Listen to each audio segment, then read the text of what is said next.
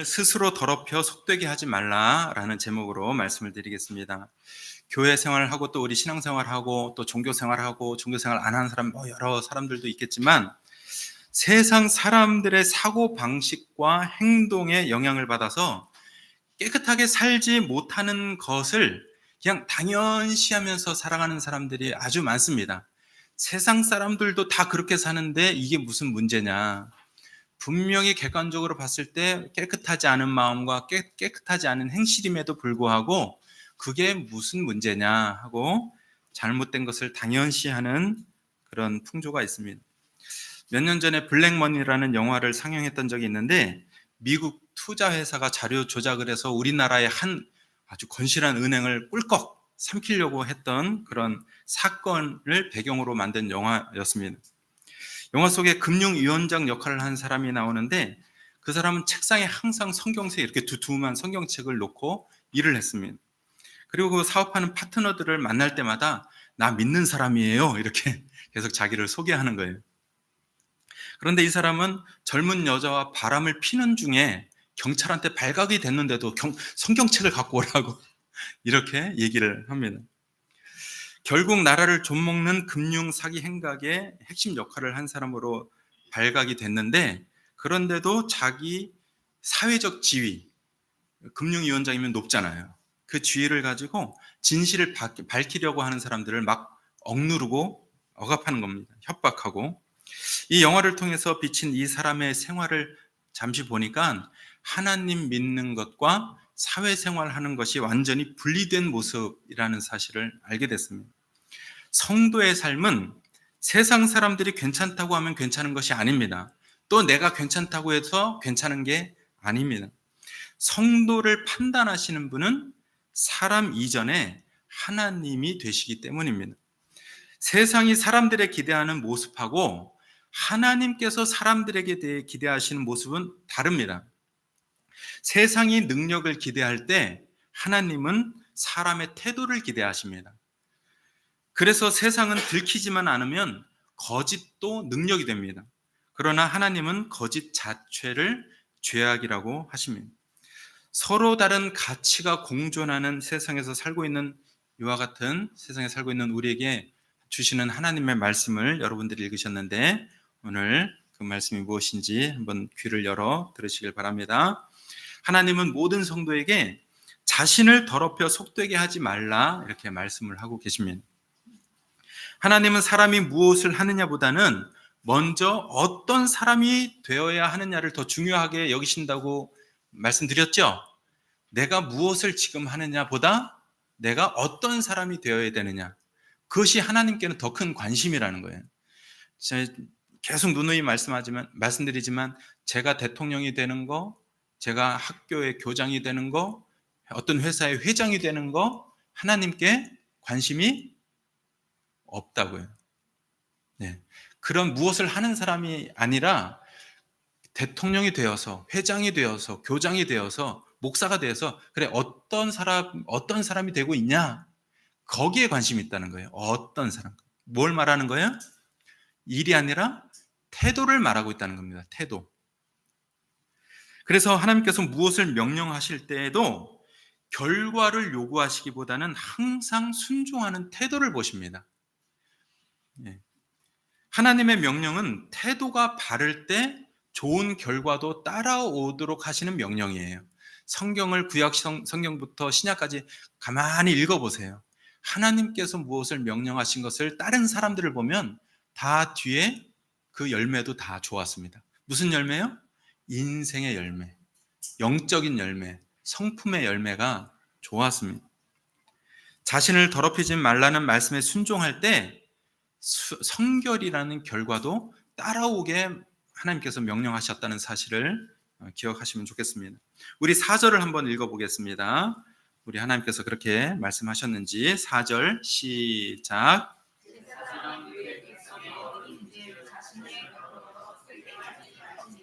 아멘.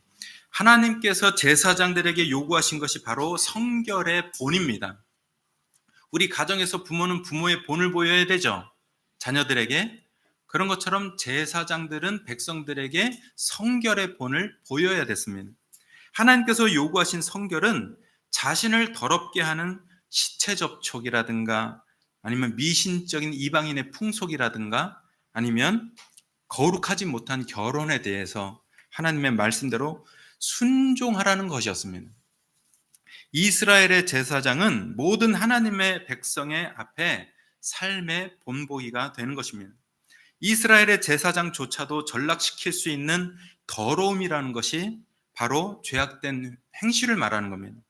특히 죽은 시체를 만지는 것, 머리를 밀고 살을 베는 등의 이방 풍습을 따르는 것, 부정한 여자와 결혼하는 것, 이런 것 등에서 자신을 더럽히지 말라고 했습니다. 고대 히브리 사람들은 죽음 자체를 죄 때문에 일어난 결과라고 생각을 했습니다. 또 머리털을 밀어버리는 것, 또 살을 베서 자기를 고통스럽게 만들고 피를 내는 것, 수염 깎는 것, 이런 것들은 다 애굽이나 그 아랍 지방에서 이방 사람들이 하던 풍속이었습니다. 우상 숭배의 모습이었습니다. 그리고 창녀나 간음으로 이혼당한 여인은 한 남자에 대한 순결이 없는 것으로 판단을 했습니다. 이렇게 제사장을 더럽히는 것은 그 시대와 사회를 살아야 하는 일상생활 중에 있는 것들에 대한 내용이었어요. 하나님께서 이러한 시대적 배경과 문화 속에서 성결의 길을 보이신 것은 제사장이 백성의 어른, 즉 지도자가 되기 때문에 그렇게 요구를 하신 것입니다. 윗물이 맑아야 아랫물이 맑다는 말은 되게 진리입니다. 요즘에는 하도 말이 그냥 영악해서 이런 속담을 말하면은 다른 걸 얘기해요. 일찍 일어나는 새가 벌레를 잡는다 그랬더니 요즘에는 뭐라 그래요? 일찍 일어나는 새가 피곤하다. 이렇게 말을. 그러니까 이런 진리의 말도 막 뒤집습니다. 그러나 윗물이 맑아야 아랫물이 맑은 거는 진리예요.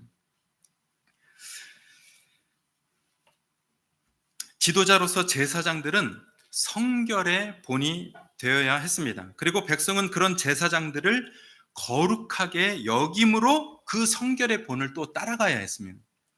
그것이 바로 거룩을 요구하신 백성에게 주신 하나님의 길이 되는 겁니다. 그래서 하나님은 일반 백성들보다는 제사장들에게 더 높은 성결을 요구하셨고 또 일반 제사장들보다는 대제사장에게 더 높은 성결을 요구하셨습니다.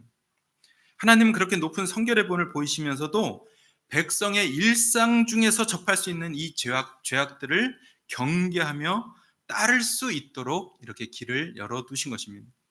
마가복음 7장 15절에서 16절에 이렇게 말씀합니다. 무엇이든지 밖에서 사람에게로 들어가는 것은 능히 사람을 더럽게 하지 못하되 사람 안에서 나오는 것이 사람을 더럽게 하는 것이니라.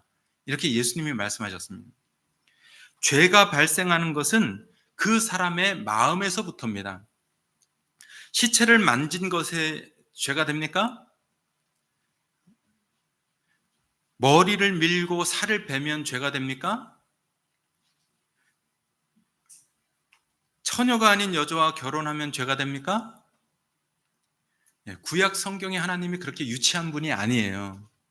그렇게 하라고 명하셨는데 뭐가 죄가 되냐면 그렇게 명령하신 하나님의 말씀에 순종하지 않는 게 죄가 되는 거예요.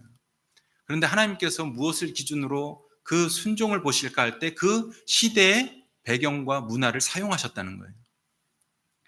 더 엄밀히 말하면 하나님의 명령을 순종하지 않고 싶어하는 마음, 하나님의 말씀을 기억하면서 살고 싶지 않은 그 마음, 이게 더 죄라는 거예요. 왜요? 행동은 어디서 나와요? 마음에서 나옵니다.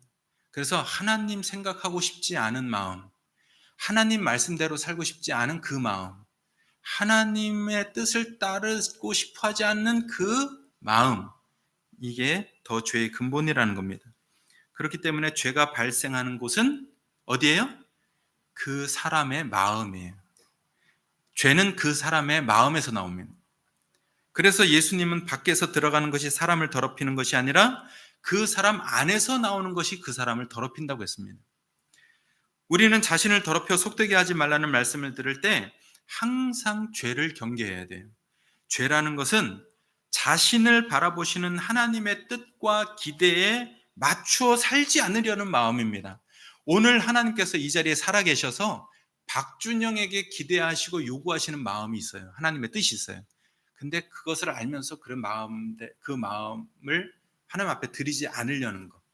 여러분들한테 각각 생활에서, 환경에서, 여러분 가정에서, 직장에서 하나님께서 여러분들한테 뜻하시는 바가 있어요. 그런데 그 뜻을 자꾸 외면하고 싶어 하는 마음, 알면서도 그렇게 살고 싶지 않은 마음, 양심에 자꾸 부딪히는데도 그 양심을 드러내려고 하지 않는 그 마음, 그것이 죄라는 거예요. 거기서 죄가 나옵니다. 그 마음 때문에 존재가 더럽혀지고 죄악된 행동이 나옵니다. 이 시대의 성도는 구약 시대의 제사장과 같은 역할을 하는 사람이 되어 있는 겁니다. 구약 시대 백성이 제사장은 예수 그리스도를 바라보게 하는 그 표대입니다. 상징이고, 제사장을 통해서 거룩한 하나님께 연결이 되었기 때문에 제사장은 성결의 본을 보여야 되는 겁니다. 또 이 시대에 그런 것처럼 오늘날의 성도들은 예수 그리스도를 바라보게 하는 존재가 됐어요. 성도는. 세상 사람들은 우리를 보고 예수님을 봅니다. 이해되시나요? 그럼 여러분의 행실이 잘못되면 여러분을 통해서 여러분의 직장에 있는 사람이 구원받는 길이 막혀요. 여러분의 직장에 있는 사람이 여러분을 보고 예수 그리스도를 보게 됐는데, 여러분이 그래서 성결의 본을 보이셔야 됩니다. 저 사람은 왜 세상 사람처럼 살아가지 않는 거지? 저 사람은 왜 이렇게 손가락질을 받으면서도 다른 사람이 다 하는 짓을 안 하지? 이런 얘기를 들으면서 성결의 본을 보이셔야 돼요. 그래야 여러분 직장에 있는 사람, 이웃에 있는 사람들이 여러분을 보고 누굴 본다고요? 그리스도를 보는 거예요. 그래서 하나님께로 연결이 되는 겁니다. 그래서 오늘날의 성도들은 구약 시대의 제사장의 역할을 하고 있다, 안 하고 있다? 하고 있다라는 거예요. 그러니 제사장 역할을 잘 하셔야 됩니다.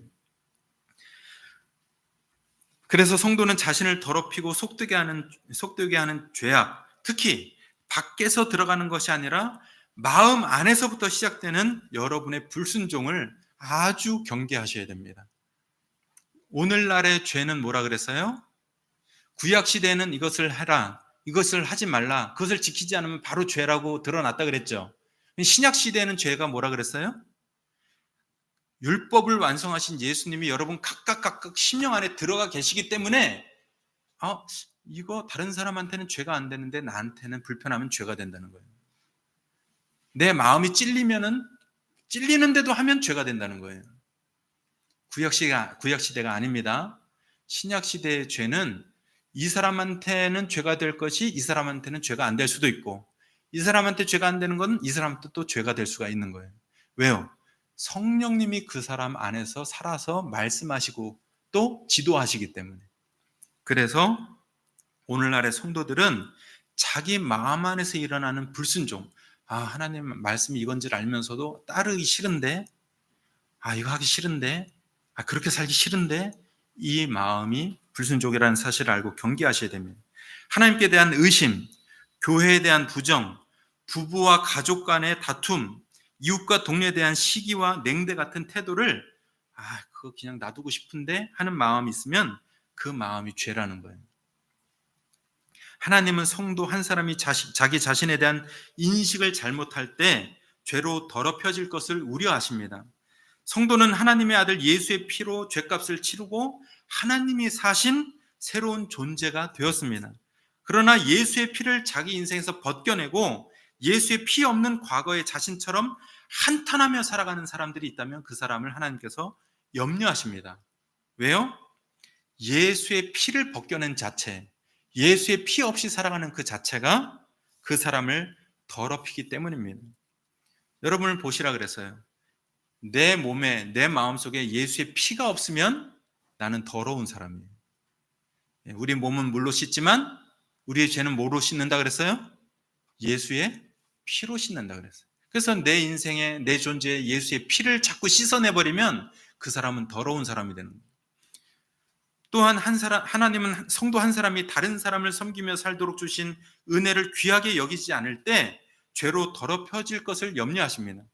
성도는 이미 하나님의 아들을 피의 희생으로 최고의 섬김을 받았습니다. 저는 여러분은 이제 앞으로 죽을 날이 다가오는 동안 예수님의 피 희생으로 섬김받은 것 그 이상의 좋은 섬김을 받을 길이 없습니다. 여러분의 회사의 사장님이나 회장님이 여러분을 섬긴다고 해도 여러분이 피 희생으로 받은 섬김보다 더 높은 섬김은 받을 수가 없습니다. 여러분의 남편이 부인을 아무리 잘해줘도 더 이상 좋은 섬김은 받을 수가 없습니다.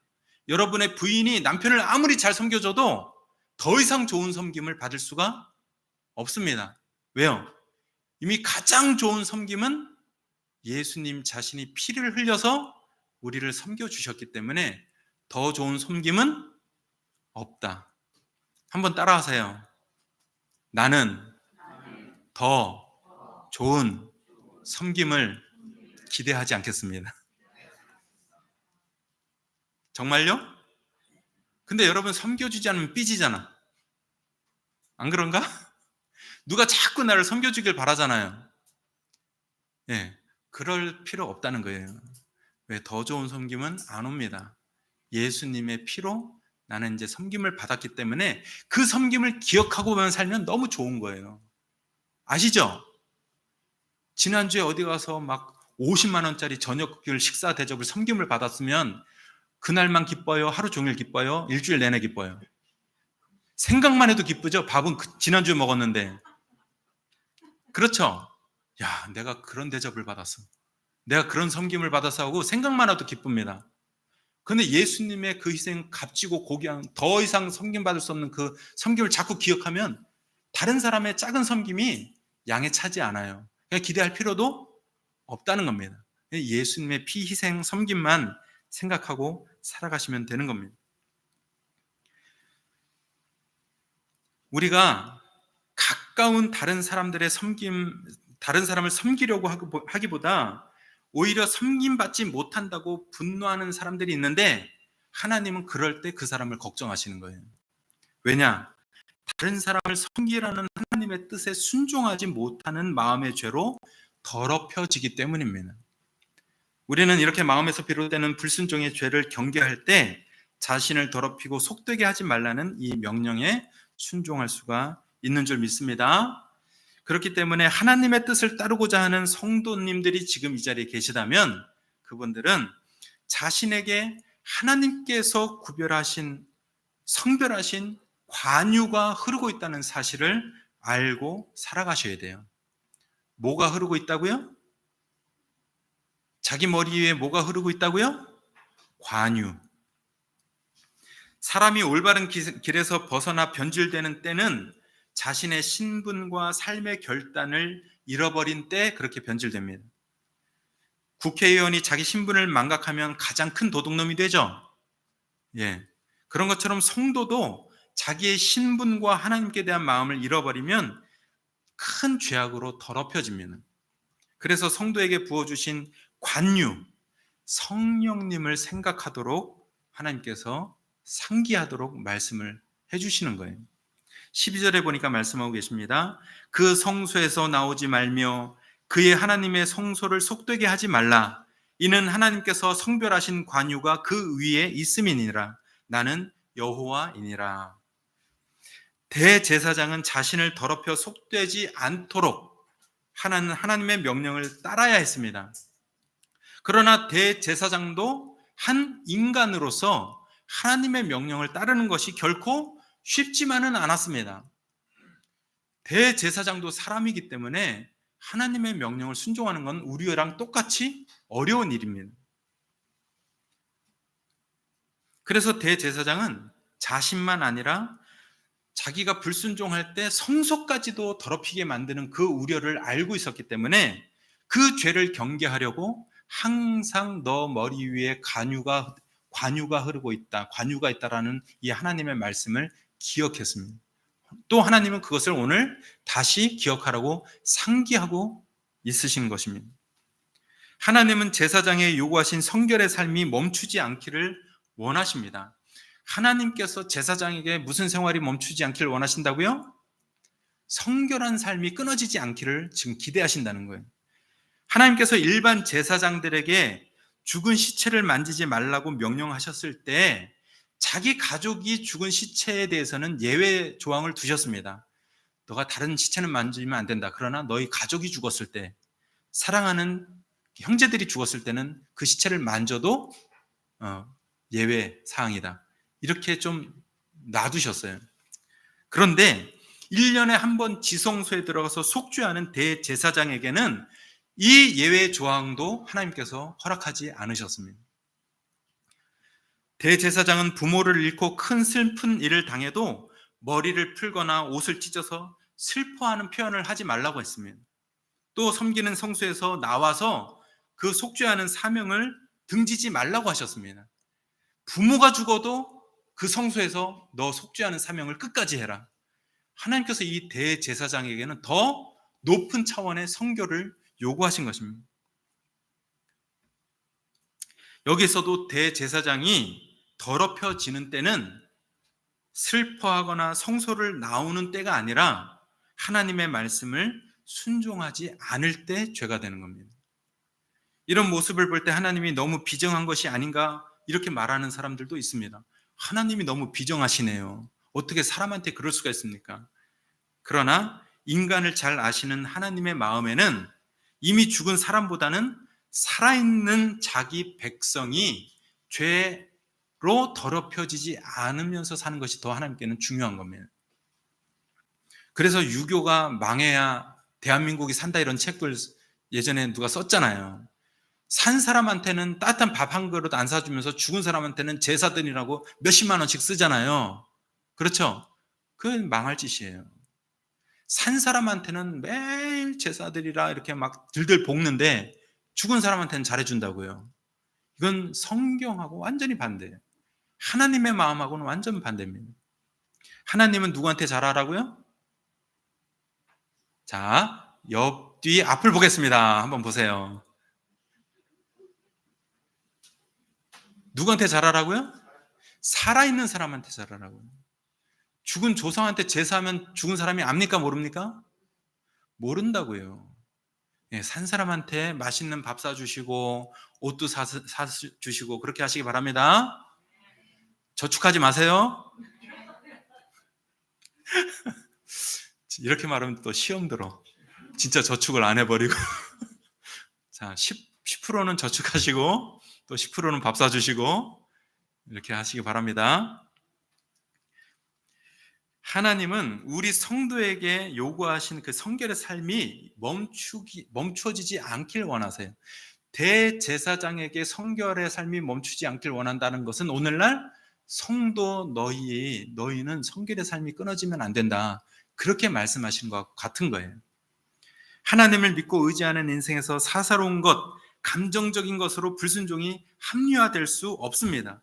여러분을 향하신 하나님의 마음은 먼데 있지 않습니다. 성도는 하나님께 대한 사랑, 하나님과 동행, 하나님과 오늘 교제하는 것 같은 가까운 데 있는 것을 생각하면서 살아가시면 되는 겁니다. 그러나 많은 교인이 성공, 염려, 지나간 과거, 감정 같은 이 멀리 있는 것에 빠져서 자신과 가까이 있는 가까운 사람들을 섬기는 일을 못해요. 자꾸 딴 생각, 먼데 있는 생각하느라고 가까이 있는 사람을 섬기는 것을 외면합니다. 그게 죄라는 거예요. 가까운 데 있는 사람을 섬기라는 것이 하나님의 뜻인데 그렇게 하는 게 그렇게 외면하는 마음이 죄라는 거예요. 우리는 예수의 피를 벗어버리고 다시 속된 사람으로 돌아가는 그런 옛날 생활을 하지 말아야 됩니다. 그러기 위해서 대제사장이 자기 위에 부어진 관유를 생각하고 힘을 냈던 것처럼 성도는 자기 심령에 임하신 성령님을 의지하고 살아가셔야 돼요. 우리는 성령님이 내 안에 계시다는 사실을 기억하셔야 됩니다. 대제사장이 관유를 기억했던 것처럼 오늘날 성도들은 자기 심령 안에 있는 성령님을 기억하셔야 돼요. 하나님의 말씀에 순종할 수 있는 힘은 인간의 의지에 있지 않고 성령님의 도와주심에 있는 줄 믿습니다. 하나님의 말씀에 황금률이라는 것들이 있습니다. 대표적으로 마태복음 7장 12절에 무엇이든지 남에게 대접을 받고자 하는 대로 너희도 남을 대접하라. 아주 대표적인 황금률입니다. 너무 황금처럼 귀한 율법이기 때문에 황금률이라는 별명이 붙은 거예요. 성령의 임재를 인식하는 것은 곧 성령님과 동행하는 인생을 살아가는 겁니다. 성령님과 동행한다는 것은 자기 뜻을 이루도록 도와주세요, 도와주세요 이렇게 주장하는 것이 아닙니다. 오히려 항상 성령님의 생각과 인도를 따르기 위해서 자기를 내려두고 살아가는 것을 말하는 거예요. 그것이 성령님과 동행하는 겁니다. 사람은 불완전하고 성령님은 완전하시다는 이 진리를 따라 사시길 바랍니다. 불완전한 자기 주장을 자꾸 하는 게 좋겠어요? 완전하신 성령님의 인도를 따르는 게 좋겠어요? 그렇죠? 남을 대접하는 것, 가까운 다른 사람을 대접하는 것에 있어서 성령님을 의지하라는 말이에요. 다른 사람을 섬기면서 살고 싶으면 성령님 의지하라는 거예요. 왜요? 자기 노력으로 안 된다는 거예요. 자기 의지로 안 되기 때문에 자기 가까이 사는 집사람, 남편, 부인, 가족, 직장 동료, 교인들 섬길 때 어떻게 하라고요? 성령님을 의지해야 된다는 거예요. 관유를 생각하는 것처럼. 왜?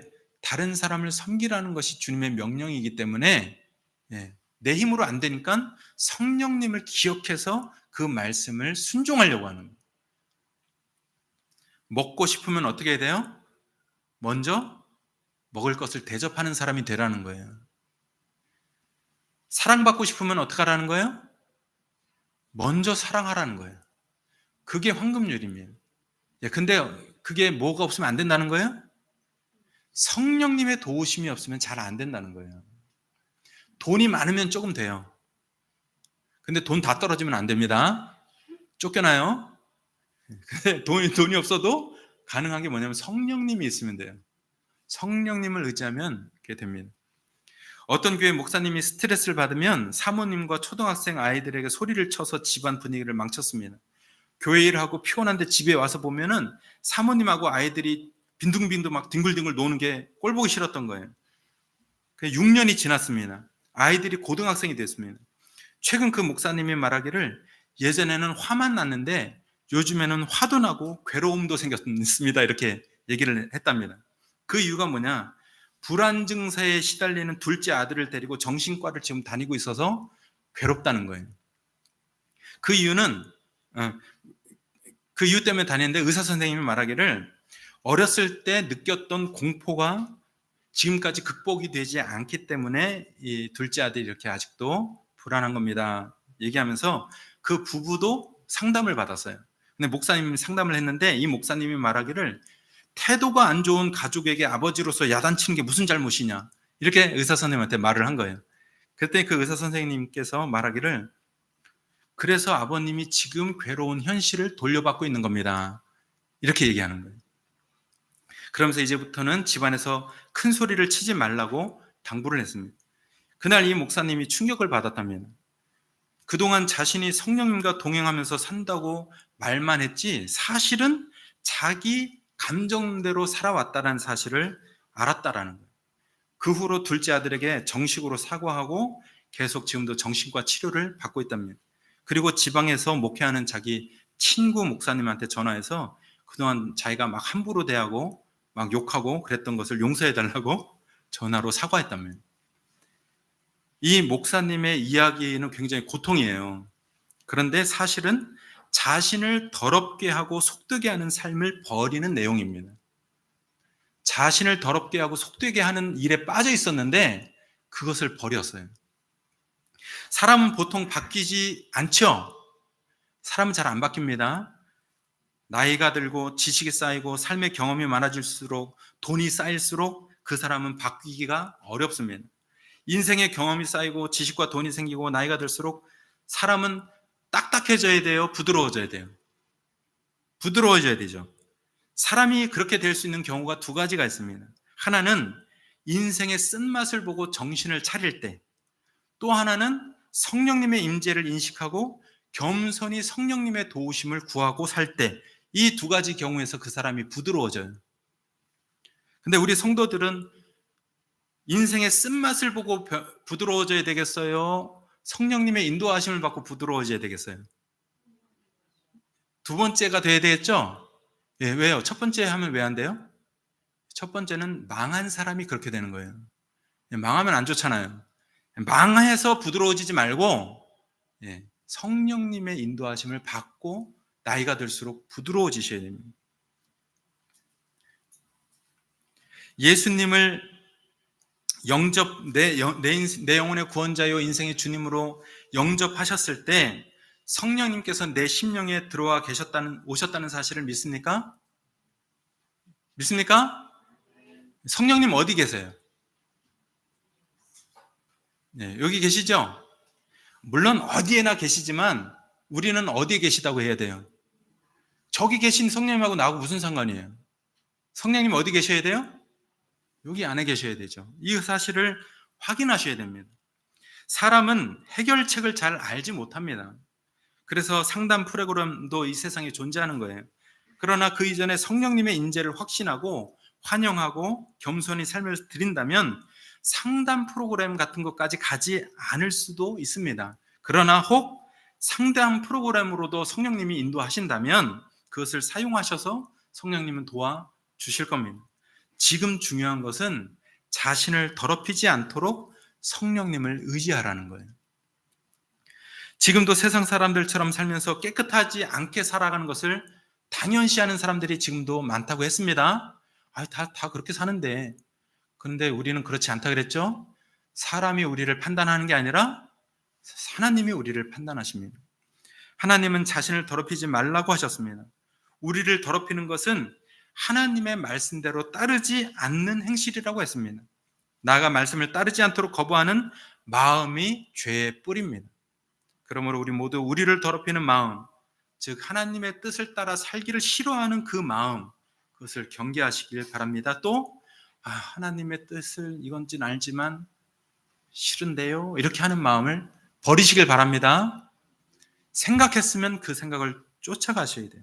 성결의 요구를 따른 성도들에게 마음과 삶에 하나님께서는 그 결과물로 큰 평안을 채워주실 것입니다. 그러므로 그 죄를 버릴 수 있도록 도우시려고 우리 심령 속에, 여러분의 심령 속에 들어와 계신 성령님을 잘 의지하시고 동행하면서 살아가시길 축복드립니다. 아멘.